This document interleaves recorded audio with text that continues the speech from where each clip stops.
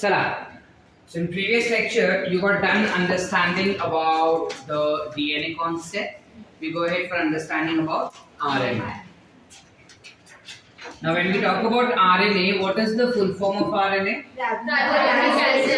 Ribonucleic acid. मैं तेरे बाहर आ दिखता नहीं है ना कोडिंग में मेरे को फर्स्ट में बिठाया इसलिए कि तेरे पे ध्यान जाए और मेरा मोबाइल अंदर भी थोड़ा.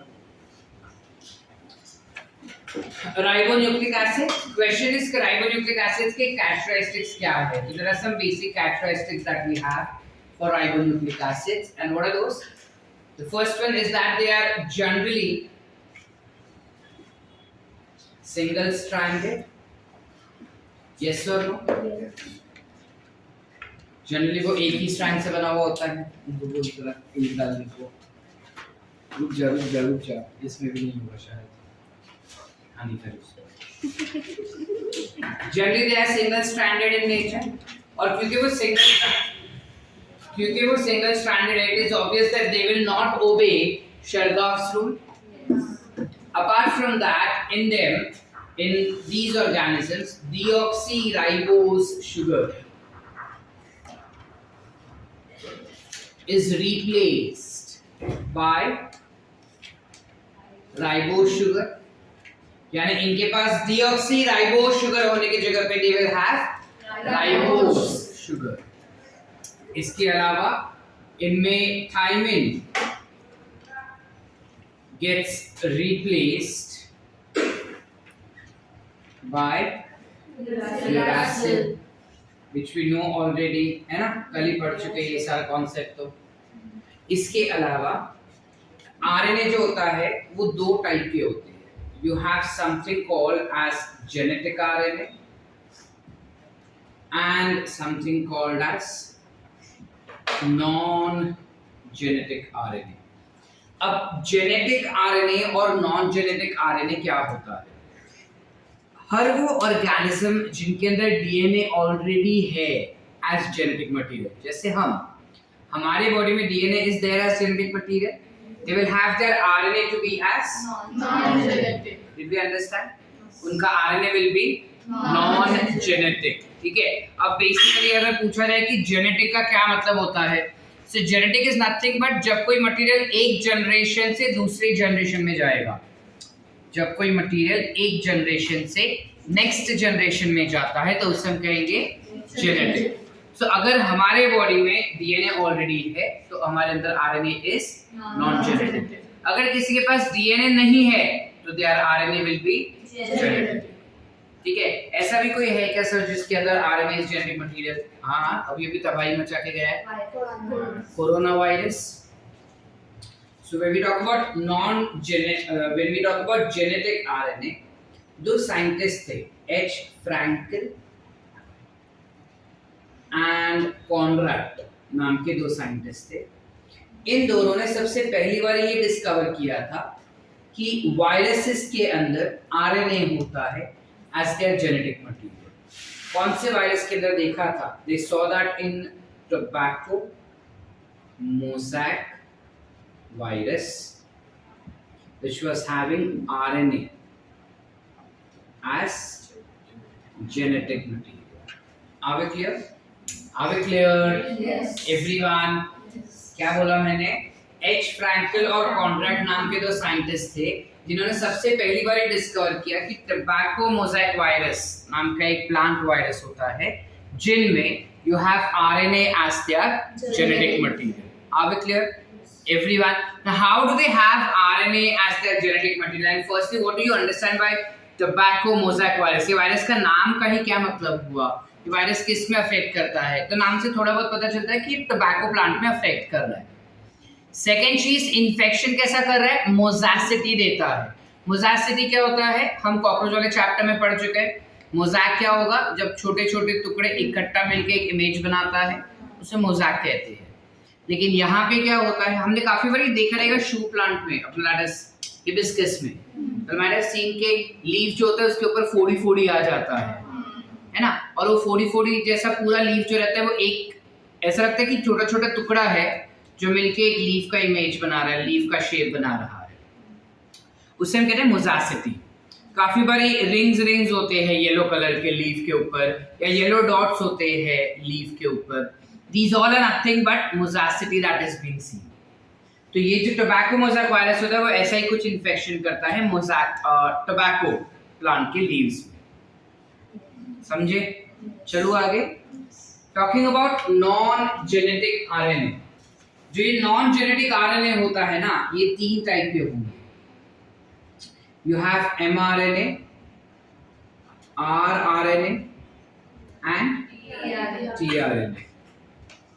Talking about mRNA very firstly, कि mRNA क्या होता है.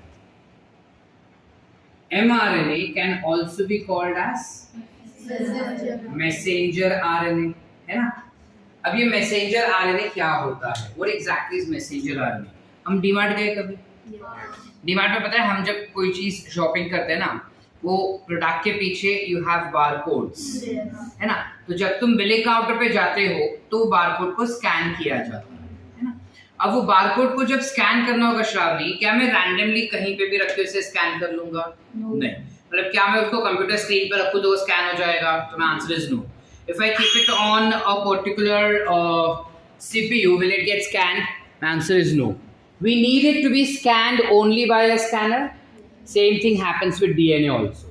ठीक है? One second. So same चीज happens with DNA also. DNA में क्या होता है? There are some codes which are present on DNA. ठीक है.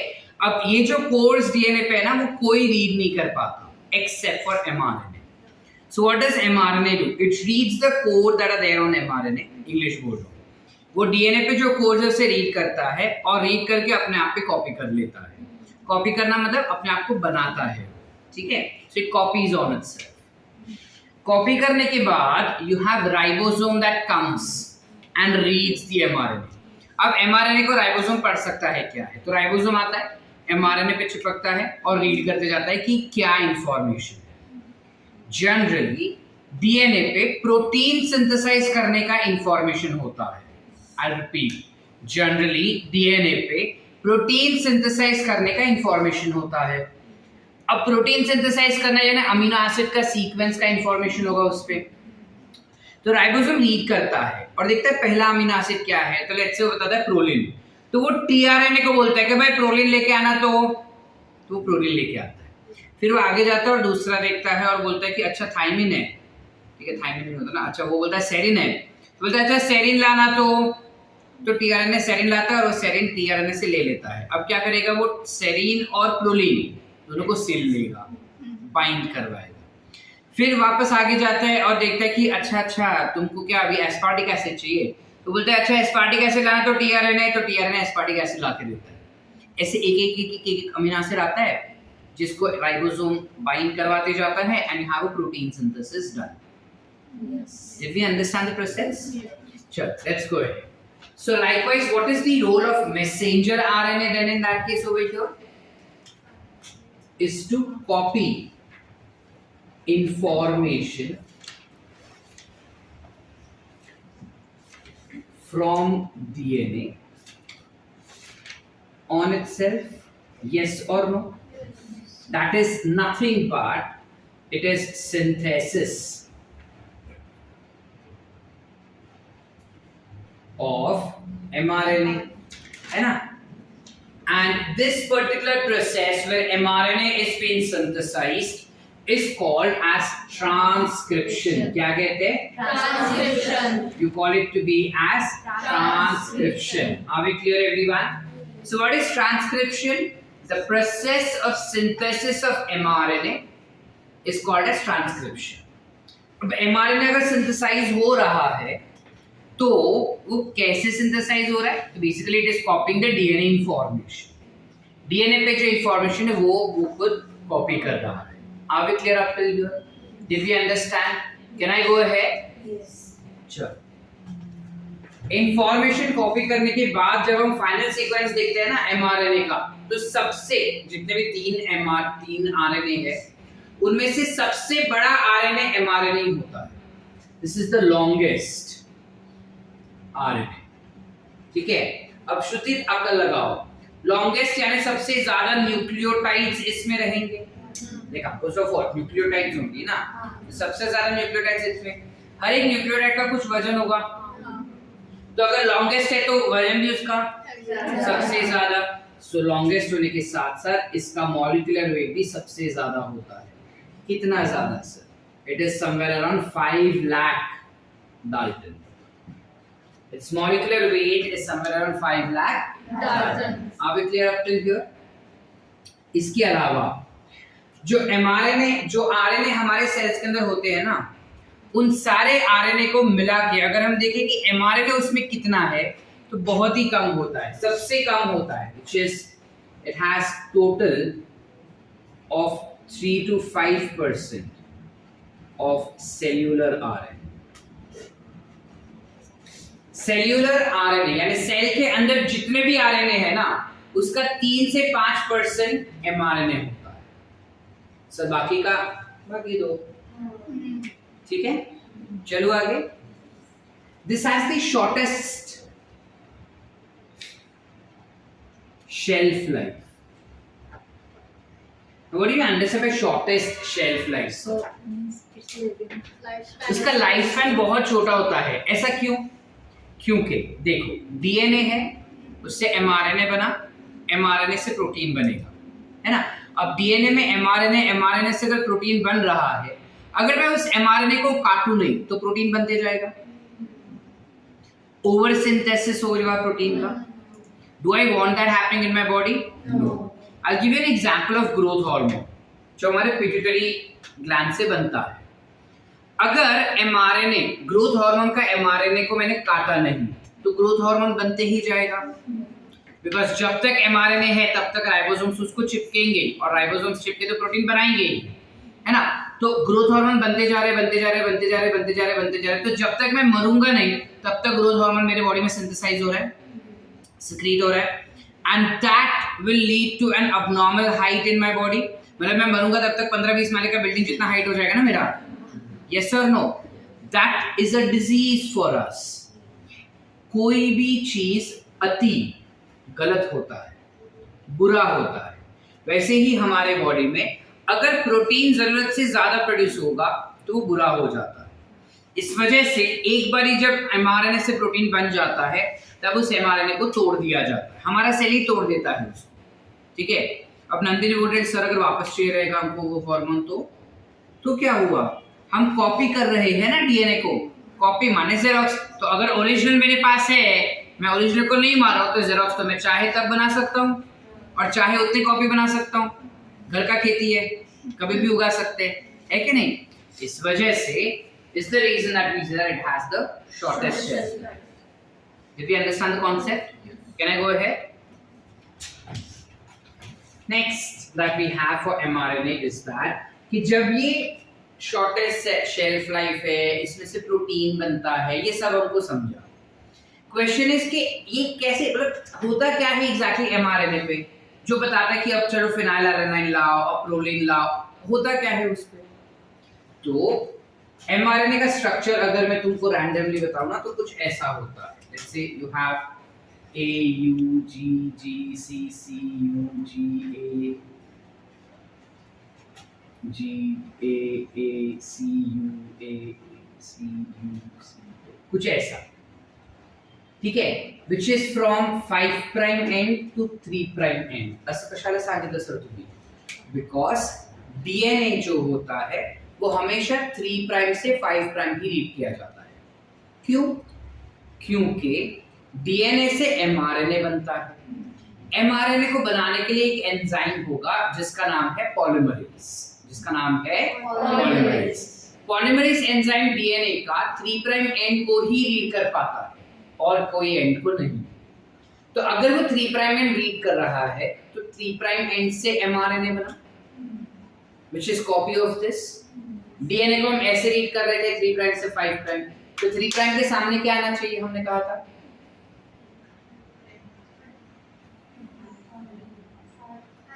5 प्राइम, और 5 के सामने 3। कल ही बताए थे ऑपोजिट होगा तो ही बराबर से बाइंड कर पाएगा बनाने, तो सेम चीज हुआ ना। 3 प्राइम के सामने क्या आना चाहिए? 5, और 5 के सामने 3। अगर डीएनए को 3 से 5 रीड कर रहे हैं और इसका मैंने जेरोक्स निकाला है, इसको भी मैं ऐसे ही रीड करूंगा ना। तो एमआरएनए कैसे रीड करूंगा मैं? 5 to 3. Are we clear up till here? Everyone? Yes. Any doubts? So here I am reading it from 5 prime to 3 prime. 5 prime से 3 prime पे जब इसे रीड करेंगे तो 3 का गुच्छा मतलब triplets of nucleotide. Can you see this? This triplets of nucleotide tends to code for one amino acid. ये 3 न्यूक्लियोटाइड मिलके एक अमीनो एसिड को कोड करता है, जिसे हम कहते हैं, इस प्रोसेस को हम कहते हैं कोडॉन. तो ये एक कोडॉन, ये दूसरा कोडॉन, तीसरा, चौथा, पांचवा, छठा, ऐसे. समझ पा रहे हैं? तो हम क्या बोले यहाँ पे? Triplets of nucleotide code for one amino acid which is called as codon. Are we clear? Are we clear? Yes. Everyone? Yes. नहीं समझ रहे हैं? सबको समझा? Yes or no? Yes. Everyone? Yes. चलो आगे. अब ये पर्टिकुलर कोडॉन में mRNA में से प्रोटीन बन रहा है. कोडॉन को रीड कर करके अमीनो एसिड लगाए जा रहे हैं. इसमें स्टार्टिंग वाला जो होता है ना वो हमेशा फिक्स्ड होता है, which is AUG. Always mRNA का first codon is always AUG, जिस वजह से हम उसको नाम दे दिए है कि ये हो जाएगा start codon.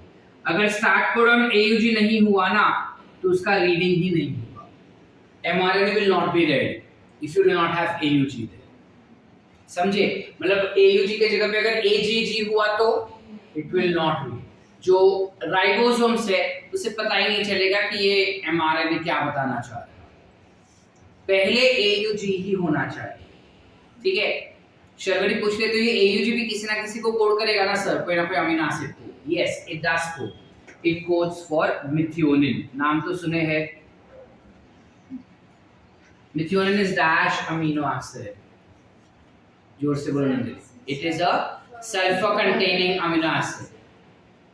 Are we clear? Yes or no? Yes. करते हैं. अब क्या प्रोटीन कॉन्स्टेंटली बनना चाहिए? प्रोटीन का चेन कहीं ना कहीं तो खत्म होगा ना. खाली अमीनो एसिड लगाते जाएगा क्या? एक पॉइंट के बाद अमीनो एसिड लगाना बंद करना होगा. तो बंद करवाने के लिए you have another codon which is called as stop codon, termination codon,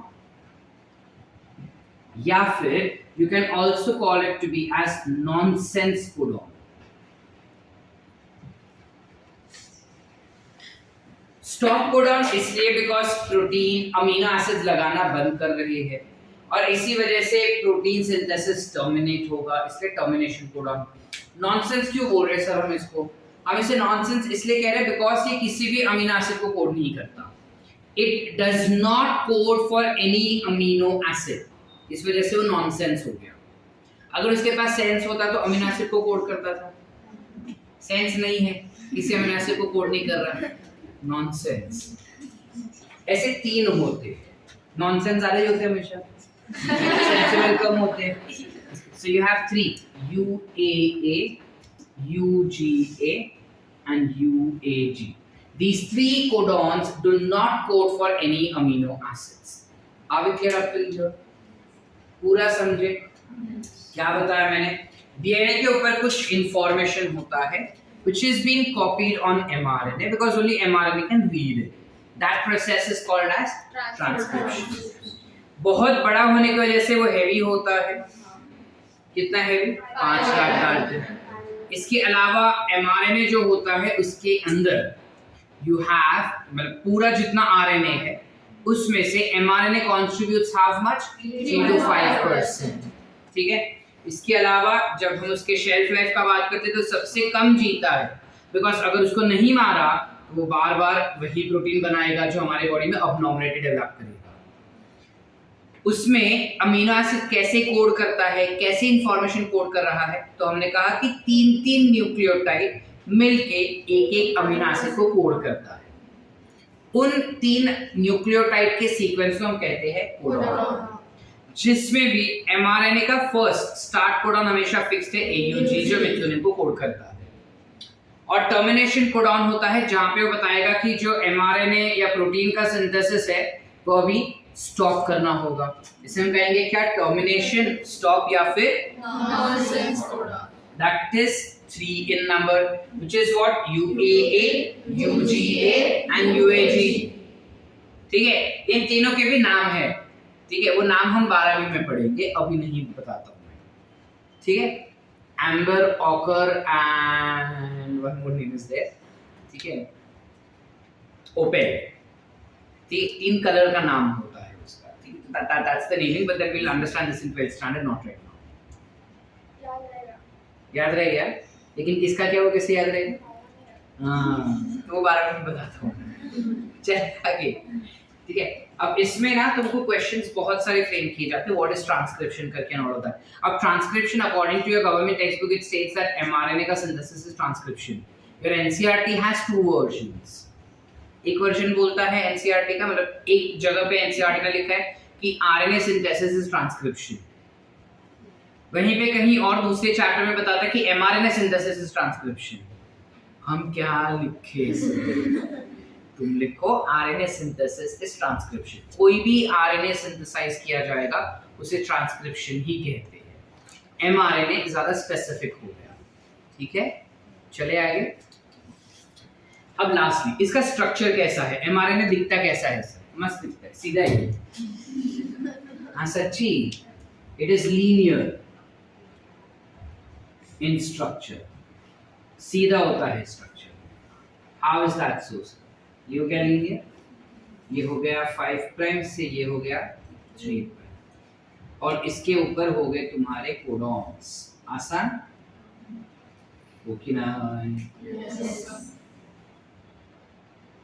ठीक है, are we clear up till here? Any doubts? Short next पे चले या इतना पहले लिख लेंगे? पक्का?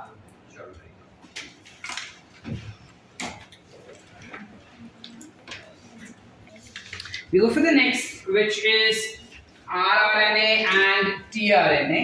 When we talk about rRNA,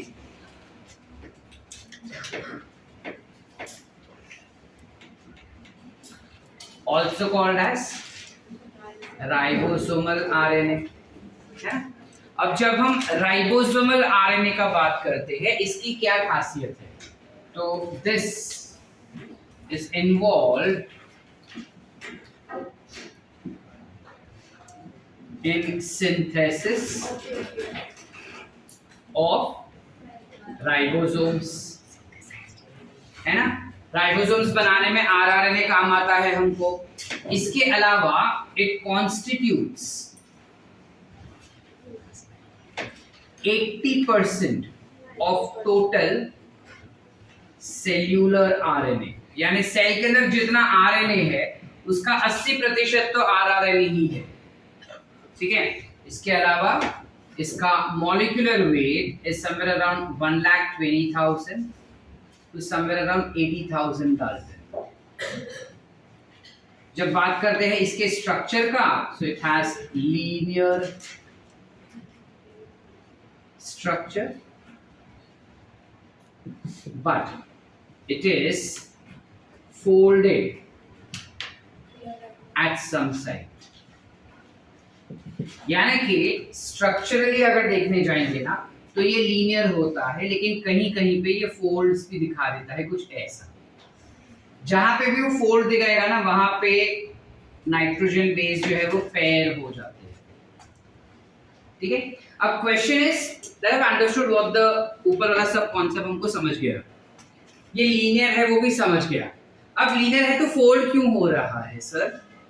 ये भी लीनियर था ना, तो ये तो फोल्ड नहीं हुआ, इसे क्यों फोल्ड किया हम? क्योंकि जब हम राइबोसोम का स्ट्रक्चर का बात करते हैं, हमें पता है कि ribosome is membraneless cell organelle, उसके पास मेम्ब्रेन नहीं होता। अब मेम्ब्रेन ना होने की वजह से उसका पूरा स्ट्रक्चर मेंटेन रखना, मतलब शेप मेंटेन रखने का जो भार है वो प्रोटीन और आरआरएनए पे आ गया। प्रोटीन तो खुद फोल्ड हो के स्टेबल हो जाता है, ये तो फोल्ड होके स्टेबल नहीं हो, ये लीनियर है, तो लीनियर जो रहेगा वो स्टेबिलिटी नहीं दे पाएगा।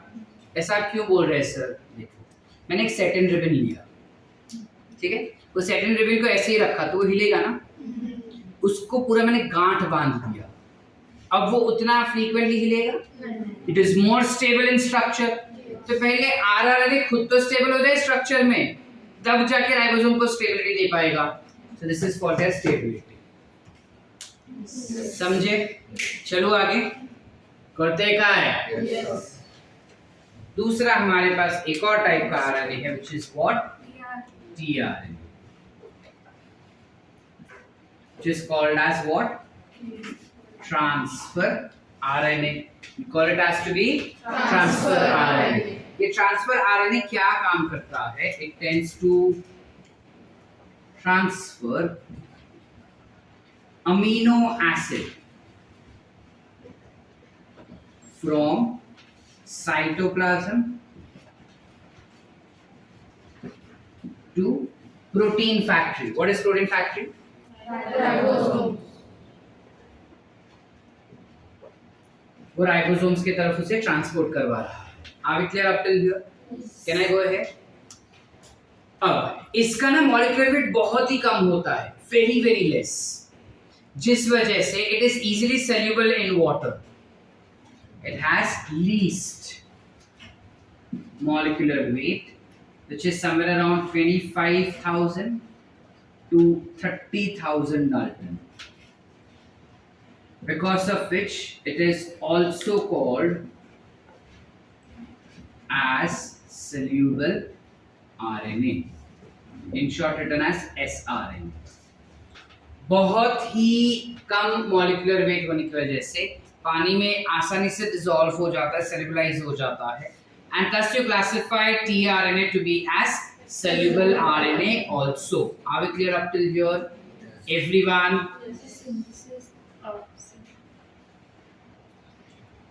आज ही पूछ, क्लियर है? चलो आगे। जब tRNA का बात करते हैं, इसका कितना परसेंटेज होता है? सो इट कॉन्स्टिट्यूट्स, चलो तुम अकल लगा के बताओ कितना होना चाहिए। 10 to 15% of total cellular RNA। बात करेंगे इसके स्ट्रक्चर का, तो इसकी दो टाइप के स्ट्रक्चर होते हैं। एक होता है जिसे हम कहते हैं क्लोवर लीफ स्ट्रक्चर, और एक होता है जिसे हम कहते हैं हेयरपिन लूप स्ट्रक्चर। ठीक है, इनके ये वाले स्ट्रक्चर हम पढ़ेंगे अभी थोड़ी देर में डिटेल में, बट उसके पहले इनके पास they possess anticodons which are complementary to codon that are also called as nodok। अब ये क्या बात बताती है सर? ये तो हमको समझ में ही नहीं आया क्या। देखो, हमने क्या बोला था कि तीन तीन का गुच्छा एक अमीनो एसिड को कोड कर रहा है, ठीक है। अब राइबोसोम ने रीड किया AUG इस मिथ्योनिन, उसने टीआरएनए को बोला कि टीआरएनए मिथ्योनिन लेकर आ। तो अब टीआरएनए एक्चुअली मिथ्योनिन लाया है या कुछ और, वो हमको कैसे पता चलेगा? देखो, कल जैसे ये टीचर्स डे सेलिब्रेशन तुम किए, तो तुमने कहीं तुम्हारे फ्रेंड्स को बोला कि जाके फुग्गा लेकर आ करके, अब तुमने स्पेसिफाई किया कि मेरे को ऑरेंज कलर का, रेड कलर का, पिंक कलर का और गोल्डन कलर का ही चाहिए बिकॉज डिजाइन वैसा है, ठीक है। अब वो बंदा लाया फुग्गा, वो जैसे ही लाएगा ना तुमको पता है कि वो फुग्गा उसी कलर का लाएगा, फिर भी आने के बाद तुम एक बार चेक कर दो ना, सेम चीज। टीआरएनए जो है वो अमीनो एसिड लेकर आता है, लेकिन राइबोसोम एक बार ही चेक करे कि एक्चुअली करेक्ट वाला अमीनो एसिड लाया है या नहीं। तो चेक वो देख के तो कर नहीं सकता, आंखें तो है नहीं, केमिकल से ही करेगा। तो क्या होता है यहाँ पे, तुम्हारे पास है AUG, चलो हम थोड़ा और आसान कर देते हैं, will make it UUU। This codes for phenylalanine, ठीक है। अब UUU है और सपोज ये तुम्हारा टीआरएनए है। टीआरएनए के ऊपर अगर AAA हुआ, मतलब वो बराबर फिनाइलएलानाइन भी लाया है, तो राइबोसोम्स इसको एक्सेप्ट करेगा और इसके ऊपर से फिनाइलएलानाइन तोड़ देगा। लेकिन अगर यहाँ पे चेंज हो गया और यू यू ए है, विल इट एक्सेप्ट? वो बोलेगा भक्त तू झूठा है, तू फिनाइल एलानाइन नहीं लाया, कुछ और लाया करके, मेरे को कुछ और नहीं, मेरे को फिनाइल एलानाइन नहीं चाहिए, बिकॉज़ एमआरएनए बोल रहा है कि मेरे को क्या लगाना है, फिनाइल एलानाइन। तो वो बोलेगा मेरे को फिनाइल एलानाइन ला के दो, ये वाला नहीं चाहिए, दूसरा वाला माल दिखाओ। तो वो दूसरा वाला वापस जाएगा और दूसरा वाला आएगा जो एक्चुअली ए लाएगा, तीनों से कॉम्प्लीमेंटरीली बाइंड करेगा और राइबोसोम को अश्योरेंस मिल जाएगा कि हाँ भाई ये फिनाइल एलानाइन ही है और इसमें से वो ले लेगा। फिर वो बोलेगा कि चलो अभी मिथियोनिन लेकर आओ, तो मिथियोनिन का कॉम्प्लीमेंट्री ढूंढेगा, which is what, UAC. UAC रहेगा तो ही वो मिथियोनिन तोड़ पाएगा, वरना वो बोलेगा कि तू कोई और है, तू नहीं चाहिए मेरे को। समझ पा रहे हैं कि नहीं? फिर उसको तोड़ के सिलेगा, उसको मींस बॉन्ड बनाएगा। Are we getting the point? कि नहीं समझे? तो ये जो टीआरएनए के ऊपर है वो इस कोडॉन का कॉम्प्लीमेंट्री हुआ ना, काउंटर पार्ट, म्हणजे हे पेन है आणि हे झाकण है, complementary of each other, fix हो गया। तो this is complementary of codon, इसलिए इसे कहते हैं एंटी कोडॉन, क्यों? क्योंकि ऑपोजिट है ना, सो दिस एंटी कोडॉन। सो हर एक टीआरएनए के पास होता है एंटी कोडॉन जो कोडॉन का कॉम्प्लीमेंट्री होता है। अब क्योंकि एंटी कोडॉन उल्टा है ना, इसलिए इसका नाम भी उल्टा लिखते हैं, देखो कोडॉन का उल्टा मोडॉन पढ़ते हैं। Any doubts? सॉर्ट है यहाँ तक? ठीक है क्या ना? इरेज दैट पार्ट, फर्स्ट वाला खाली लिख के हो गया सबका।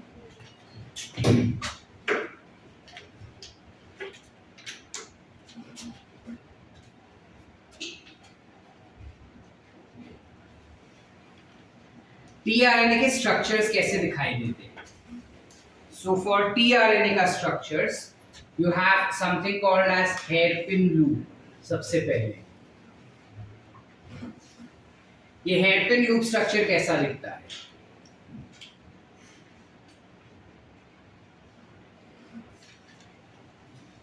कुछ ऐसा होता है। सर ये तो बिल्कुल हेयरपिन जैसा नहीं लग रहा है सर। जो जनरली हेयरपिन होता है ना वो कुछ ऐसा होता है। Yes sir? Same almost. ठीक है, इसलिए इसे कहते हैं hairpin loop structure. This becomes it's 5 prime and this becomes 3 prime. यहाँ पे हो जाएंगे एंटी कोडॉन। ठीक है, एक चीज, दो चीज गांठ बांध के रखना है टीआरएनए के बारे में। इसका जो 5 प्राइम एंड होता है ना, ये वाला, वो हमेशा जी से स्टार्ट होता है, बिकॉज हम लीड 5 प्राइम से कर रहे हैं इसको, so it will always start with G and 3 prime end will always end with CCA. It will end with CCA. अब तृप्ति बोलेगी सर मैं इसको ACC भी बोल सकती है ना? नहीं, हम उसे CCA ही रीड करते हैं। ऐसा क्यों sir? We read it from 5 prime to 3 prime. तो तुम्हारे जो एग्जाम्स होते हैं ना, 5 मार्क्स दान दे रहा हूँ, एग्जाम्स में ऑप्शंस क्या आता है? 3 prime and always ends with, तुमको देते हैं ACC।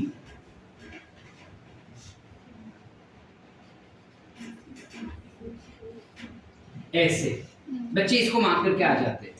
सर आपने बताया ना सीसीए, तो सीसीए 5 प्राइम से 3 प्राइम रीड करते हैं। तो अगर मैं 5 प्राइम से रीड करूं, this is ACC, which is wrong. It has to be what? CCA. I read it from 5 prime to 3 prime. याद रखना ये चीज, समझ पा रहे हैं? चलो आगे। This is your hairpin loop structure. Any doubts? अब क्वेश्चन है कि इसमें अमीनो एसिड्स कहाँ पे लेकर आ रहे हैं सर? वो कहाँ पे लगता है अमीनो एसिड्स? इधर। अमीनो एसिड्स हमेशा इधर लगता है एट 3 प्राइम पे। Are we clear? यस। क्या होता है, समझा कि नहीं? यस। हाँ, दूसरा स्ट्रक्चर हमने क्या बोला? Clover leaf structure. क्लोवर म्हणजे काय? लॉन्ग। मराठीत काय म्हणतात तुम्हाला माहित नाही? लवंग। लवंग। तुम नींद में हो सब क्या? जाग रहे हैं ना? तो आवाज थोड़ा दे सकते हैं ताकि मेरे को भी मजा आए पढ़ाने में। ऐसे ही रहने वाले। आवाज।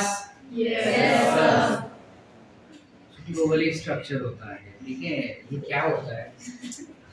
लॉन्ग का जो लीफ होता है ना, वो कुछ ऐसा होता है।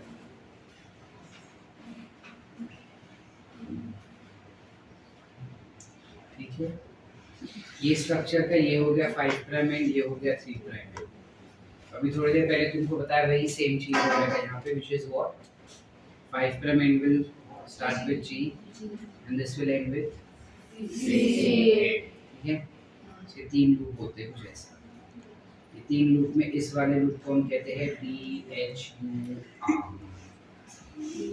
ठीक है, यहाँ पे हो जाएंगे एंटी कोडॉन, जैसे कहेंगे एंटी कोडॉन आर्म, इसे कहते हैं वेरिएबल आर्म। और ये वाला जो होता है इसे कहते हैं टी साई सी आर्म। ऐसे उसके अलग अलग आर्म्स होते हैं। और थोड़ी देर पहले तो तुमको बताई मैंने सेम चीज, अमीनो एसिड इधर आके लग जाता है। खत्म बात। सो ये DHU का फुल फॉर्म क्या है? Di hydroxy uridine. और ये साई क्या होगा सर? Pseudo uridine. इस वाले लूप में एक स्पेशल टाइप का न्यूक्लियोटाइड होता है जिसे कहते हैं डाई हाइड्रोक्सी यूरिडीन, यानी एक यूरासिल है जिसमें हाइड्रोक्सिल ग्रुप एक्स्ट्रा है, that is di hydroxy uridine, इसलिए उसके ऊपर उसका नाम रखा है। यहाँ पे तुम्हारे पास सीक्वेंस होता है टी साई सी। जनरली टी नहीं होता टीआरएनए में, मतलब आरएनए में कभी थाइमिन नहीं होता, इसमें है। फिर एक साई होता है, Sai is nothing but pseudo uridine होता है जो यूरासिल जैसा एक्ट करे लेकिन यूरासिल है नहीं। और उसके बाद में सी है, सो टी साई सी। ठीक है, हो गया रोल स्ट्रक्चर। ठीक है, done with your RNA. Any doubts? Short Yes. लिखो।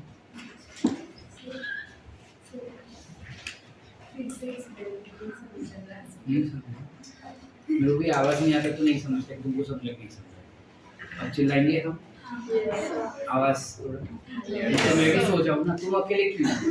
हम भी तो हमारा नींद त्याग के इधर आते हैं ना सुबह 8 बजे, तुम अकेले नींद त्याग रहे हो क्या? हम क्या इंसान नहीं है? हमारा लाइफ को लाइफ है का? चलो आप प्रोफेसर तो आपको सब चलते हैं, क्यों हम इंसान नहीं है? हाँ, जो क्लोवर लीफ का बात करते हैं ना, ये लॉन्ग का जो लीफ होता है वो कुछ ऐसा दिखता है, इस वजह से इसका नाम है क्लोवर लीफ स्ट्रक्चर। ये थोड़ा टेढ़ा हो गया, तुम सीधा बनाना। उसके बाद 3 लूप्स होते हैं, एक को कहते हैं DHU आर्म, एक को कहते हैं टी साई, ये ऐसे जो त्रिशूल बना है ना उसे साई कहते हैं, टी साई सी आर्म। और एक होता है वेरिएबल आर्म और एक होता है एंटीकोडॉन आर्म। आर्म की जगह पे लूप भी कह सकते हैं। कोई डिफरेंस है क्या सर? थोड़ा सा माइनर डिफरेंस है। आर्म मतलब ये पूरा हो गया, लूप मतलब खाली इतना हुआ, दैट्स द डिफरेंस। सो इस आर्म पे एंटीकोडॉन है, इसलिए anticodon arm in a loop having anticodon. इस लूप के अंदर एक स्पेशल टाइप का न्यूक्लियोटाइड होता है जो कॉमनली सारे आरएनए में नहीं दिखता। इस न्यूक्लियोटाइड का नाम है डाई हाइड्रोक्सी यूरिडीन। इस वजह से इस आर्म का नाम भी गिरा दिया DHU आर्म। जैसे हम लोग बोलते हैं ना प्रारंभ, मतलब इस गली का नाम क्या है, तो अभी प्रारंभ फेमस हो गया ना, तो बोले प्रारंभ वाली गली। वैसा समझ पा रहे कि नहीं समझ पा रहे? जैसे विश्राम बाग का वो चौक है, तो हम बोलते हो विश्राम बाग चौक कहते हैं, कुछ वैसा। अब इसमें कुछ खासियत है ना DHU, इसलिए आर्म का ही नाम गिरा दिया DHU। वैसे ही इस आर्म में एक सीक्वेंस है टी साई सी जो जनरली सब जगह पे नहीं दिखाई देता। पहला तो टी सब जगह पे नहीं होता, किसी भी आरएनए में थाइमिन होता ही नहीं, ये एक एक्सेप्शन है। फिर साई होता है, Sai is nothing but pseudo uridine जो सिर्फ इसमें दिखाई दे रहा है और कहीं पे नहीं होता, सो साई। And C is for C. Are we clear?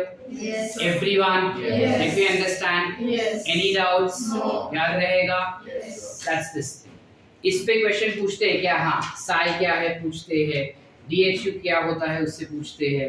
ज्यादातर हमारे बॉडी में सर कौन से टाइप के टीआरएनए दिखाई देंगे? इस टाइप के या इस टाइप के? इस टाइप के। Common is this is very rare. ठीक है, क्लियर है? Yes. लिखें। With that we end with your RNA, that is nucleic acid तुम्हारा कंप्लीट हो चुका है। नेक्स्ट वीक जब हम मिलेंगे तब हम एंजाइम्स पे जाएंगे and we would mostly wind up with enzymes also in next lecture. ठीक है, चलो लिखो फटाफट।